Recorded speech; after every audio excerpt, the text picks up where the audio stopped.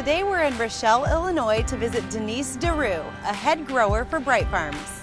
BrightFarms greenhouses are operated via hydroponics, which use 80% less water and 90% less land than field-grown produce.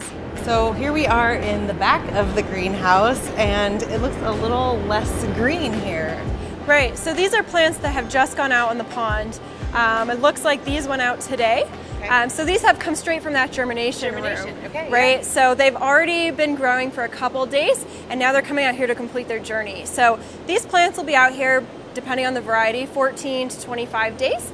And as they grow, they'll be pushed down to the other end of the greenhouse, which you already saw, the harvest side. Yeah. So every day we'll be putting new plants in here that have just come out of that germination room and harvesting those other plants. So those will continue to keep going through that cycle so that we can keep growing and have fresh produce every single day.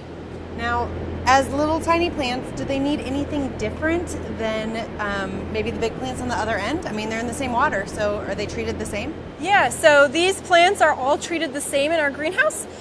So these little roots, as they start developing, will get into that water, and by the time they're ready to get into that water, they're ready to have those nutrients. So right now, when they're in the germination room, they don't need anything. They're just germinating. They're using up their own reserves from their seed to put out their little root and put out their little shoot and get ready to go out in the pond here. Oh yeah, what do the flags mean?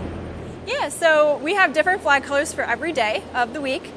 So when a plant goes out on the pond, it gets designated a certain flag color. For example, maybe Sundays are yellow.